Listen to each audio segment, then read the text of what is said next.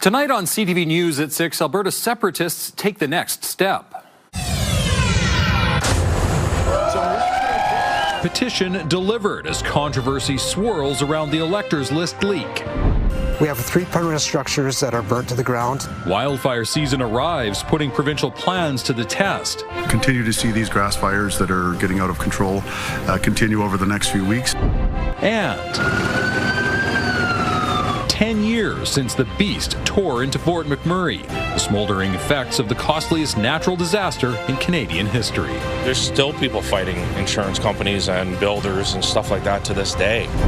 Some more sunshine in the forecast for tomorrow and pretty similar temperatures to what we had today. The big change is that the wind should be a lot calmer.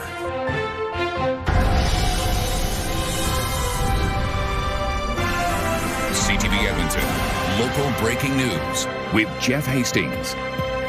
Good evening. Alberta Separatists say they've gathered more than 300,000 signatures supporting a referendum on separation. Those behind the movement delivered the signatures to the Elections Alberta office today. It comes amid a court challenge by Alberta First Nations and controversy over an elector list breach used by separatist group the Centurion Project. CTV's Nicole Weisberg reports. To send a strong message to Ottawa that Alberta is leaving Canada. Jubilation outside the Elections Alberta office in Edmonton. After 4 months of gathering signatures, Separatists say they surpassed the threshold required for government action. 301,450 signatures. This is our last hope. Leanne Hube-Shorland drove in from Drayton Valley, where she's been helping to collect signatures. She says she firmly supports Alberta becoming an independent nation. Even if, let's say, we were to get a Conservative government in Ottawa for 4 years, a lot of people on the East Coast don't represent us here, and we are just unfairly represented at the end of the day. Under the citizen initiative process, Elections Alberta must now verify the delivered signatures. That can't begin until a judge rules on a First Nations court challenge, which is expected later this week. This petition is coming under the Citizen Initiative Act. There's also a referendum act that allows, as we know, the Premier to put referendum questions, as she's already done, for October 19th, and there will be pretty intense pressure on her to do so if the court rules against the petition. The leader of the group behind this petition is also encouraging separatists to support the UCP. The Premier may or may not represent the base. And if I tell people to join the UCP, if in fact there's many or more UCP people that are freedom people than are not, then I think that you should be able to give leaders instruction. Mitch Sylvester says he met David Parker about the Centurion Project, a group trying to get separatist support. It is now being investigated for using leaked voter list information. They showed me the app, claiming that it was going to be this wonderful thing. I looked at it for less than a minute, and then I said, no, we're not doing this. Elections Alberta says it will be checking to see if seeded names are on this petition and others. It says if any are, there will be further scrutiny. Nicole Weisberg, CTV News, Edmonton. Alberta's Justice Minister is addressing concerns the leak of the electors list could put people fleeing domestic violence in danger. Certainly we expect to see that the people who are leaking that information be held accountable. And again, we will take all necessary steps, both within my ministry and the other ministries that are impacted, to make sure that victims of intimate partner violence and domestic violence are well protected. One city councillor says he's already heard from a handful of people who fear for their safety. Aaron Paquette says at least one of his constituents is moving because they believe their address was made public. He wants to see the legislation changed so it never happens again. When a political party receives this voter list, they hold it in confidence. There are laws around it. You are not supposed to pass it on to third parties who have no accountability. Who is ultimately accountable? The people who write the legislation. Is the legislation strong enough to protect Albertans? Paquette also wants a serious punishment handed out to whoever released the information. The Justice Minister says he will consider changing legislation after Elections Alberta's investigation is complete. The province says it is ready to help municipalities as wildfire season sparks up. With hundreds more firefighters and a new pilot project, it says local governments will be able to access more resources.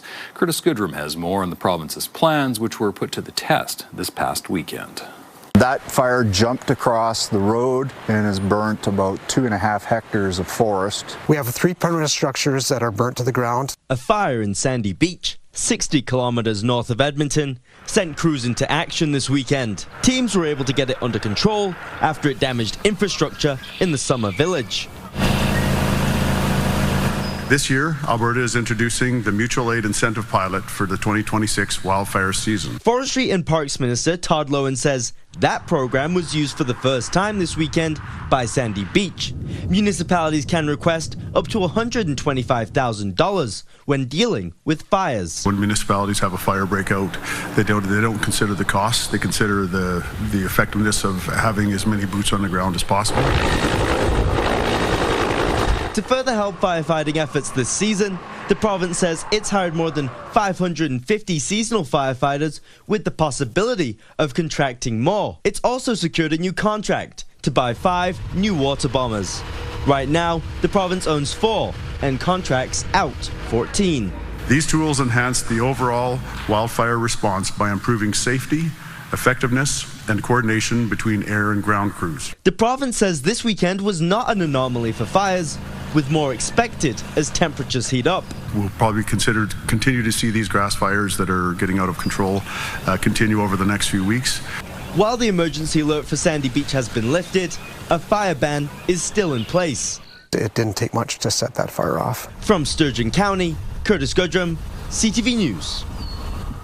It's been 10 years since the Fort McMurray wildfire, a fire that leveled large parts of the city and forced nearly 90,000 people from their homes, is still the most costly natural disaster in Canadian history. It was a dramatic and traumatic experience when strong winds pushed the fire towards town. Nearly 90,000 people had to flee their homes on one highway while trees and grass along the road ignited. After the fire destroyed more than 2,400 homes and businesses, the city stayed closed for about a month. CTV News spoke with Melissa Blake, the mayor of Wood Buffalo at the time. She recalled checking on the fire's progress from a 7th-floor boardroom at City Hall the day it reached town. You know, you look out at 10 in the morning, it's not so bad. There's a little smoke in the background. You look out at about 1 o'clock and holy cow, there's some flames that you can see behind Abassan, and then all of a sudden you're looking at the flames consuming the top of Abassan. Later in the show, we'll air part 1 of our feature, Fort McMurray, a decade after disaster. The province says it's moving closer to expanding the Strathcona Community Hospital. The province is spending $2 million to examine how much it would cost to expand the Sherwood Park Hospital that was built in 2014. The report will be submitted to the Treasury Board for 2027 budget deliberations.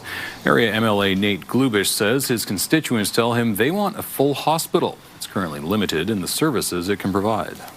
We've got an outstanding team and an outstanding facility that goes above and beyond to serve our community. But the fact remains that we do not currently have acute care overnight capacity, and we do not currently have surgical capacity. The province says this expansion would add up to 120 inpatient beds and more operating rooms, allowing for thousands more surgeries annually. A historic $93.5 million donation has been made to the University of Alberta for research on women and children's health. The money will be used over the next 10 years. It will help fund research on women with polycystic ovarian syndrome and to help reduce children's pain and distress in hospitals. The donation came from the Stollery Children's Hospital Foundation and the Alberta Women's Health Foundation. The Stollery says the donation and resulting research will help attract world-class doctors to Edmonton. Talent follows talent, and we know that. It's important to invest in research, make sure they have the dollars to conduct it. So we're super excited about the power of this investment and what it's going to mean to children's health. Since 2006, the two organizations have donated $112 million to support the U of A Women and Children's Healthcare Institute. The Sexual Assault Centre of Edmonton is starting a new public education and fundraising effort. The centre says it needs to raise money to meet the growing demand for survivor supports. People can buy or sponsor a teddy bear with a teal ribbon. The colour represents support for victims of sexual violence. Organisers say each bear here represents a survivor like Neil Campbell. hopefully, once again, this will inspire people to see that these children did not ask for this to happen to them. We owe it to them to help them, support them, and believe them. And having something as warm and cuddly as a teddy bear kind of, it makes me think of SACE, because I felt warm and cuddly when I was here many years ago. The campaign runs through May and June. Major changes could be coming to the Edmonton Oilers this summer after a first-round playoff exit. The organization as a whole has taken a step back, and that starts with me. Starts with Leon. We all can be better, and we all need to be better. I think our group took a step back, and I think the same thing about our coaching, about our management. Like, I think the whole organization, we took a step back, and that needs to be fixed. The team's two biggest stars say the organization needs to improve in a hurry. General Manager Stan Bowman says every job will be assessed, including coaching and his own. You know, when you don't have success, I think you have to kind of evaluate everything. So that goes for, my staff, coaching staff, players. That's what we're going to do over the next little bit. We're not going to have the same group of players that we have as of today. We're going to have some new faces. Who they will be or how many they will be, it's a little bit too early to tell right now. Bowman says they'll try to sign unrestricted free agents Jason Dickinson, Connor Murphy, and Kasperi Kapanen. Those players are also open to returning. I loved playing here. The crowd is amazing. The organization treats you fantastic. The city feels like home. I was saying to my wife, it kind of feels like we're just driving around home playing hockey, and everything feels so natural. I do. I had a great experience here, and I don't have anything bad to say. It was great to be with the guys. The team revealed McDavid was playing with a broken bone in his foot and ankle area, which limited his skating ability during the playoffs. When asked about his future in Edmonton, McDavid restated he wants to win a Stanley Cup here. He says as long as he feels he can do that, he will stay in Edmonton. A little windy, not bad out there today, Josh? No, temperatures took a step back, though, after where they were over the course of the weekend. 13 degrees for a daytime high. We're at 11 currently, with wind still gusting to about 35 kilometers per hour downtown. Gusts to 45 to 50 kilometers per hour at the airports north and south of the city. Look at Elk Island at 9 degrees. You head even further off to the east and northeast. Even chillier. We'll show you those temperatures in a couple minutes. 1 for the morning low today, 13 your daytime high, so 2 degrees below average for both the high and the low. That comes after 3 consecutive days of above average temperatures to start the month of May. It was beautiful through the weekend, aside from the wind yesterday. 22 Saturday, 18 Sunday. We'll get back into the 20s, it looks like, Wednesday. We'll get one more cool-ish day tomorrow. You can see the cloud cover pushing from north to south across the province. That cooler northwesterly flow is what dropped temperatures through the day today, and we're going to be locked into that again through the day tomorrow. No rain coming our way here in the Edmonton area until maybe Wednesday evening. And that looks like scattered showers as opposed to heavy, steady rain. As far as the next 24 hours, skies stay fairly clear. There's a little bit of cloud cover out there right now, but that'll clear out fairly quickly. Gusts will die down after about 9, 10 o'clock tonight. And then tomorrow, high of around 13 or 14 degrees, mainly sunny skies, and not as gusty as it was today. Still a bit of a breeze, but nowhere near as strong as the wind we had yesterday and today. Full look at your 5 and 10-day forecast in just a few minutes. Sounds good. Thank you, Josh. Still ahead, marking 10 years since the beast broke loose. There is no comprehension that we would be experiencing what we did by the afternoon. More from the day flames hit the region and the work it's taken to get the community back together. A lot of the people have come back, and a lot of people say there's no place they'd rather be, too. CTV News takes a look back at the decade of disaster after the break.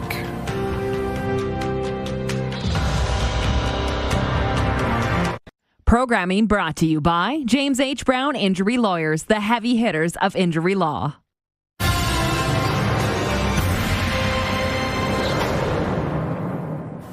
The Horse River wildfire, the Beast, or simply the Fort McMurray fire, whatever you call it, the flames that hit the northern Alberta community 10 years ago amounted to the most expensive natural disaster in Canadian history. In part one of Fort McMurray, a decade after disaster, our Jeremy Thompson reminds us what it was like for the people fleeing their homes and how the city has changed in the years since.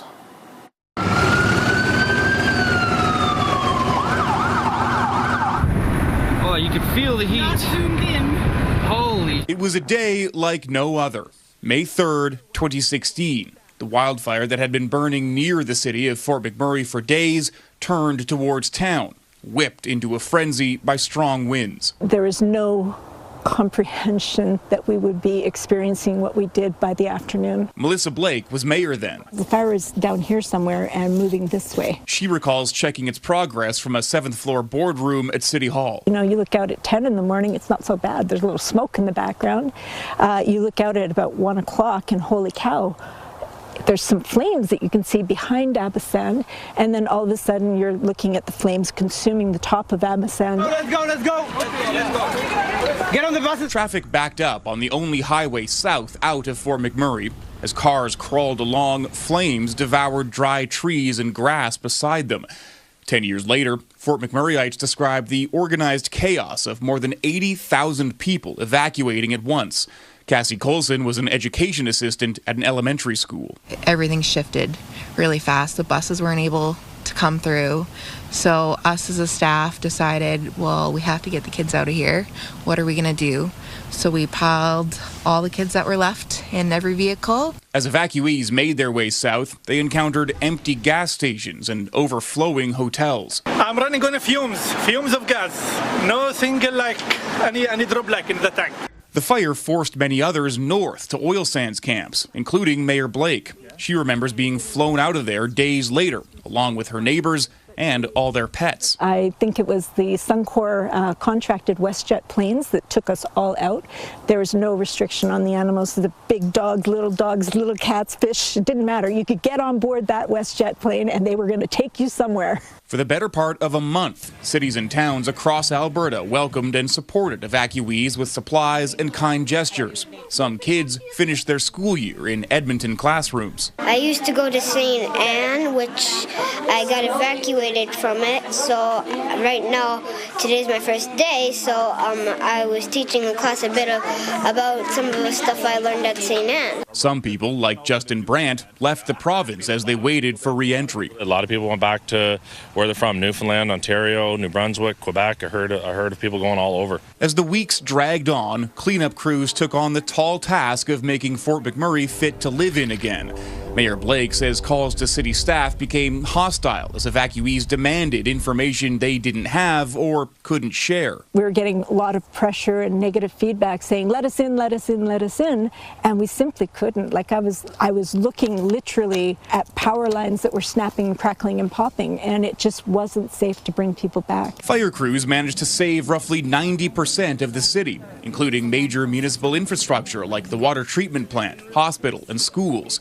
The fire destroyed more than 2,400 structures, mostly homes. The damage was concentrated in a few neighborhoods. Abassan lost more than 1,100 homes. Beacon Hill, nearly 500, roughly 80% of that community. Thickwood and Timberley ignited when ashes jumped the Athabasca River. Most of the Waterways neighborhood was also destroyed. When you're used to coming into a community and seeing, if you want to call it a skyline of residential homes, that is no longer a skyline, and it's literally flattened. Irv Hyde had just retired from the Fort McMurray RCMP when the fire hit. He joined the international humanitarian group Team Rubicon, which formed its Canadian chapter in response to the Fort McMurray fire. Once evacuees had been through the highs and lows of returning home, Team Rubicon helped people safely sift through the debris. We found wedding rings, we found war medals, sports award things, toys. The majority of people just couldn't move on until they actually physically saw what they saw, and we helped facilitate that. Over the past decade, Beacon Hill has been mostly rebuilt. Almost every home still looks new. Gaps still remain where houses used to be. The local paper reported more than 80% of properties lost in the fire citywide had been rebuilt by 2022. There's still people fighting insurance companies and builders and stuff like that to this day. But everybody, a lot of the people have come back, and a lot of people say there's no place they'd rather be, too. A decade after disaster, the oil sands boom has slowed, but present Mayor Sandy Bowman says McMurray's population has grown with the rest of Alberta. The camp population went down by 11% and the permanent population went up by about the same amount. While it's basically back to business as usual, the emotional toll from the fire is less tangible. Local social agencies have concerns about mental health and rising rates of domestic violence, divorce, and addictions. Long-term health impacts to first responders are also uncertain. Even though the stickers are faded and peeling, Mayor Bowman believes his community is still Fort Mac strong. People that are here are proud of this community and stand up for each other. And I think everyone worked together to build it back up. It's a sentiment that's part of Fort McMurray's fabric, even as its people continue to support each other through a steady stream of emergencies. There's no place like it. Like seeing what happened on the highway and now with the flood possibly happening again, there's no place like Fort McMurray. The fire, dubbed The Beast, was a reality check and turning point for wildland firefighting in Alberta. We'll have more on the decade of adjustments fire experts have made in Part 2. Reporting from Fort McMurray, Jeremy Thompson, CTV News. Still to come, reimagining the old Hudson's Bay locations. If you can do something that offers a unique aspect and it's priced affordably, that's kind of the winning combination. What to do with the spaces, including those in iconic locations also. It warms my heart so much. It brings me such happiness to see him there. Every time he's dancing, it feels like my Guido, my grandfather. And Edmonton Senior lives out his dream. Still gusty out there for at least a few more hours. That wind should die down overnight tonight and a calmer day on tap for tomorrow. Closer look at that. The chance for some showers Wednesday evening and Friday evening. Later in the newscast.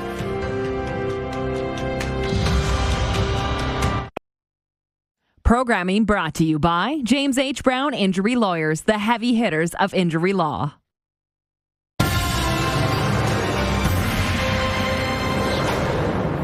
Former Hudson's Bay buildings across Canada are being reimagined as owners face the challenge of repurposing the massive retail spaces. One iconic Calgary landmark could be next. CTV's Kathy Lee reports on the shift away from traditional retail. From Toronto to Ottawa to Calgary, iconic Hudson's Bay buildings are changing hands and being reimagined following the company's bankruptcy last year.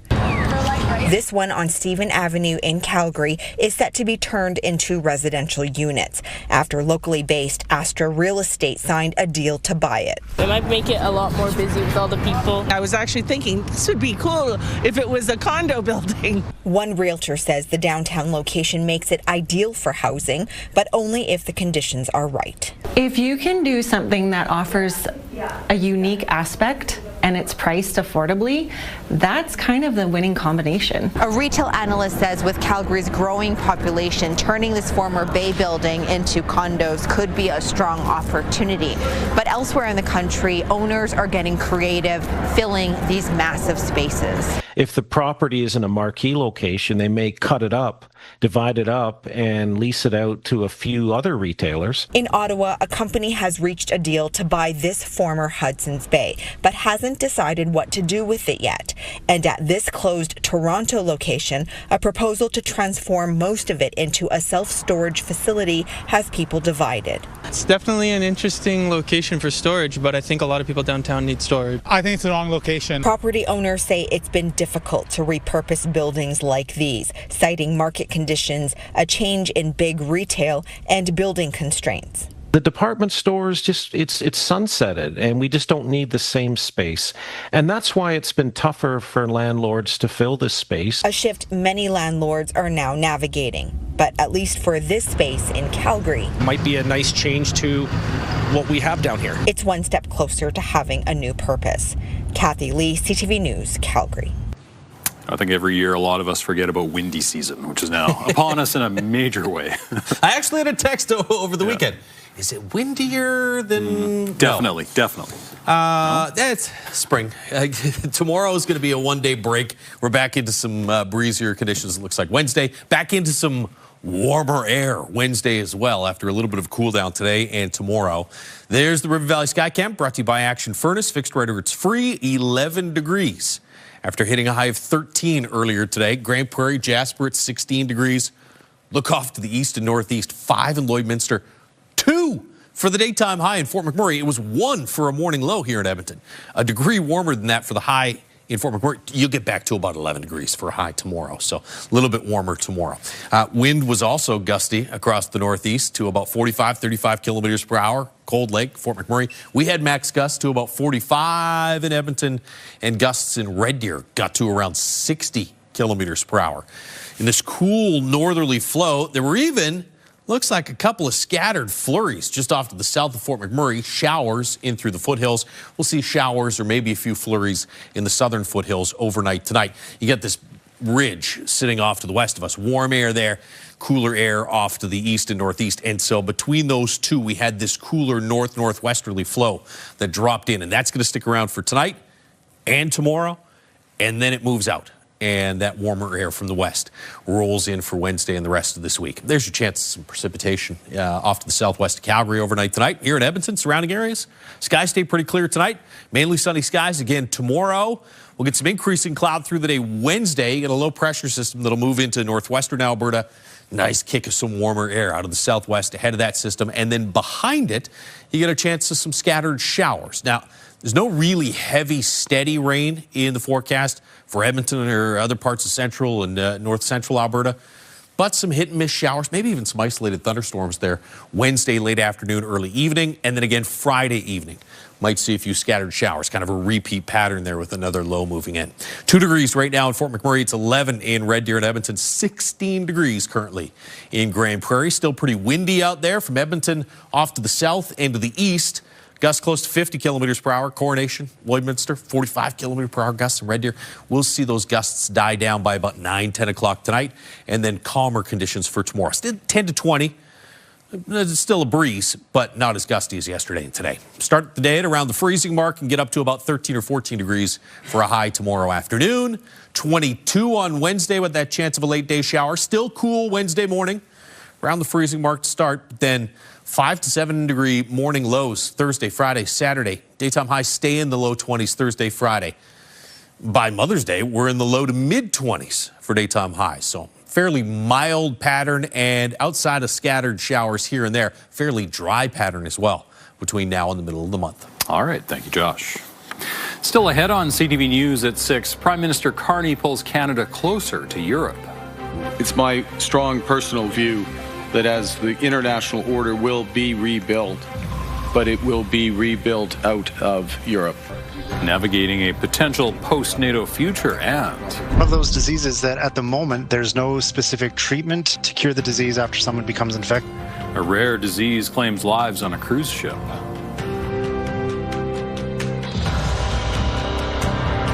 Programming brought to you by Century Casino. 3 great locations: Edmonton, St. Albert, and Century Mile.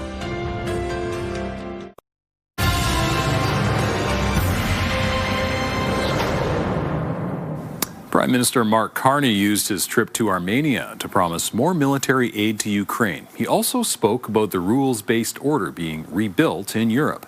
CTV's Graham Richardson reports. Prime Minister, I began the meeting. Prime Minister Mark Carney announced more aid for Ukraine's war with Russia, another $270 million. You have all of Canada behind you, standing with the people of Ukraine. Bringing Canada's total contributions to the war to over $25 billion. The munitions for Ukraine will come from the United States, despite pressure because of the Iran war. Carney says the Americans will be able to meet Ukraine's needs. It's a question of financing and getting them there. We're doing that. We're getting them there. That's the first point. Second, we had made a commitment earlier this year in February, $2.4 billion for Ukraine, Canadian. So this is part of that overall commitment. We're continuing to provide it. It's part of a bigger puzzle in a conflict where Ukraine is gaining some advantage. Carney is the first non-European leader to be invited here. The European political community was established after Russia invaded Ukraine in 2022. It's my strong personal view that as the international order will be rebuilt, but it will be rebuilt out of Europe. Antonio Costa is the president of the European Council. He says Carney's Davos speech, where he called on like-minded countries to band together in uncertain times, is part of the reason Carney was invited here. Canada is one of the closest countries in the world to Europe. It's the most like-minded country, and we share a same vision of the world. This is the Spanish national This was a short visit with just under 30 hours on the ground in Armenia. Despite some criticism from opposition, Carney says this kind of direct engagement is critical for Canada. The importance of alliances with reliable partners, deepening those alliances has become ever more so. This deeper connection between Canada and Europe will continue.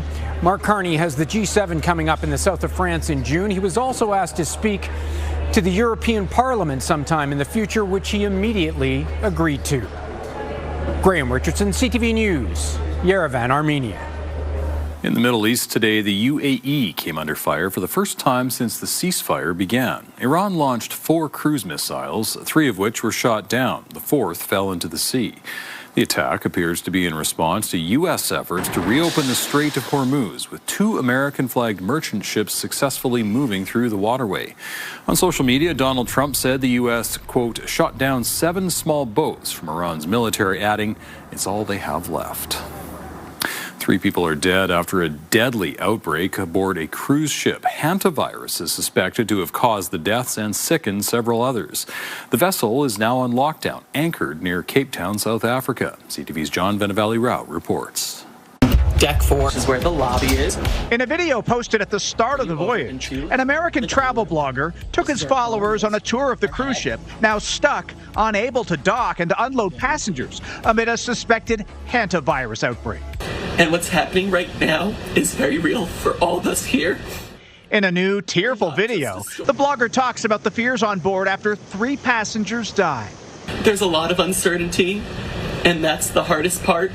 Among the 149 on the ship are 4 Canadians, currently anchored off the coast of the capital of Cabo Verde, where officials won't allow the cruise ship to dock to, quote, protect public health. It's one of those diseases that at the moment there's no specific treatment to cure the disease after someone becomes infected, and there isn't also a vaccine available to prevent people from getting infected. The ship was on a cruise from Argentina and stopping at remote islands in the South Atlantic. 3 weeks ago, a 70-year-old Dutch passenger died, and after leaving the ship, so did his wife. Then a British man evacuated to this hospital in South Africa tested positive for hantavirus. And a 3rd German passenger died on Saturday.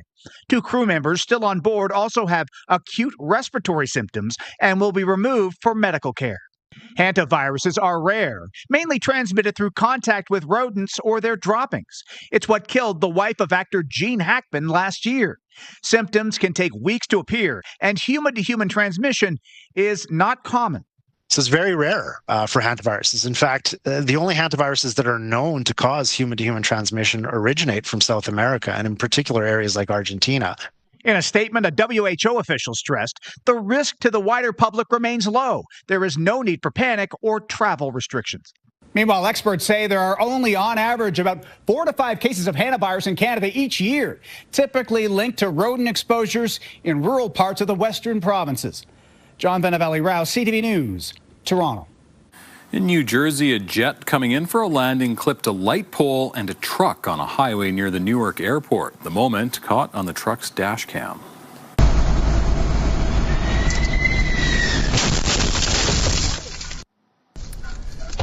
See the driver notice something's wrong. There's a loud noise. Then the truck is hit by the Boeing 767, which went on to land safely. The FAA says all 231 passengers aboard the plane were uninjured. The driver of the truck was taken to hospital with minor injuries and has since been released. An investigation into how this happened is underway. CTV News has learned the Prime Minister will announce Canada's next Governor-General tomorrow. The new appointee is set to replace Mary Simon, who is nearing the end for 5 years in the vice-regal role at Rideau Hall. Simon made history as the country's first Indigenous Governor-General. Her successor is expected to be bilingual. There was a respectful reciting of Queen Elizabeth from the Alberta Legislature to a nearby building today. The official portraits of the late Queen and her husband, Prince Philip, have a new home in the Queen Elizabeth II building. Portraits hung in the Legislature chamber for nearly 50 years. For more than 7 decades, with Prince Philip at her side, Queen Elizabeth II served Canada as a steady and familiar figure across generations, and her commitment to constitutional democracy was unmatched. Queen Elizabeth II died in 2022, the year after the death of Prince Philip. The official portraits of King Charles and Queen Camilla now hang in the Legislature. Still to come on CTV News, could cryptocurrency ATMs be banned in Canada? This is not something that's actually going to fix the problem. We're just playing whack-a-mole here. The Bitcoin community pushes back as Ottawa promises to crack down on these kinds of businesses. Also, programming brought to you by Alberta iGaming Corporation. For integrity, for fun, for Alberta.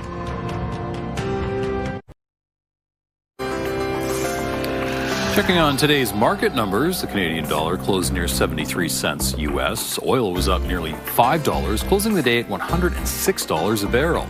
Gold lost just over $111 on the day. The TSX down 252 points. The Dow Jones down 557. An Edmonton-based cryptocurrency ATM company says the federal push to ban the machines won't prevent fraud or stop scammers. CTV's Connor Hogg has more. Crypto ATMs may soon be a thing of the past in Canada, thanks to the federal government.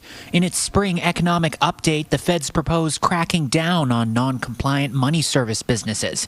It also recommends banning crypto ATMs, making it a criminal offense to operate one. Alberta RCMP say they also have issues with the machines. Cryptocurrency, by its nature, it's very difficult to trace and locate and easily moved around the world. So scammers will often use that as a method of payment. The ATMs allow users to convert physical money into cryptocurrency, which can be transferred all over the world. Alberta's RCMP says cryptocurrency ATMs are often used in romance scams, grandparent scams, and online fraud. When a person puts cash in a Bitcoin ATM, it goes straight to a crypto wallet where it immediately is accessible by a scammer. No one blames Apple when iTunes gift cards are used as scam. Adam O'Brien founded cryptocurrency ATM company Bitcoin Well in 2014. The company has grown to operate across Canada and in the U.S.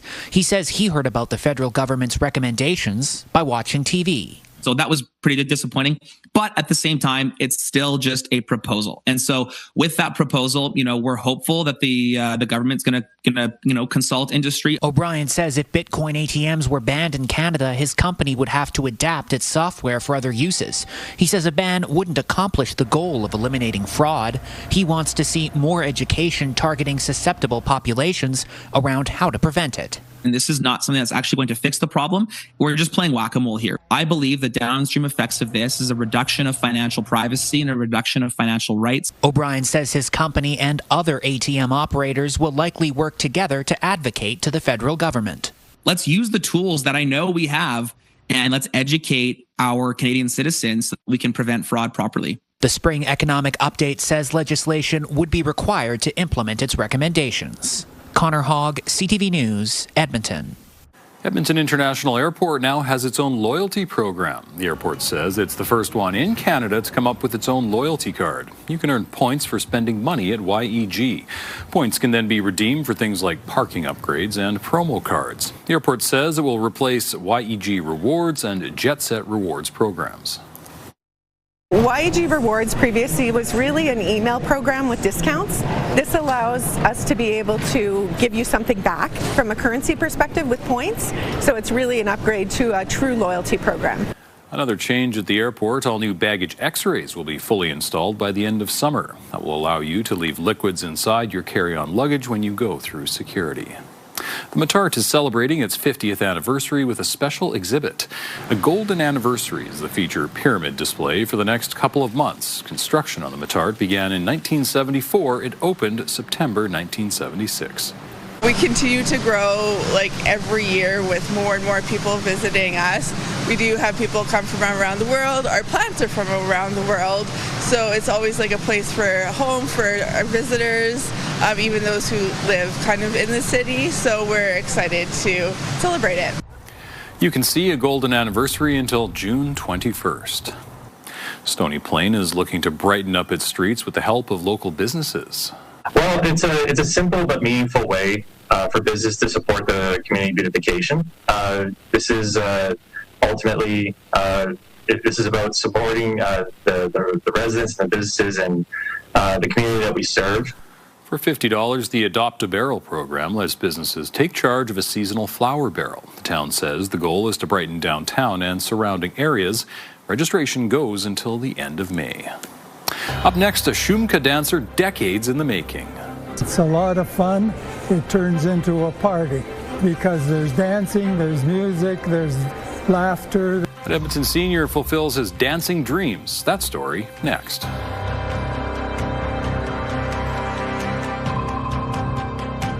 We've got another great night of entertainment coming up right here on CTV, starting at 7 with E-Talk.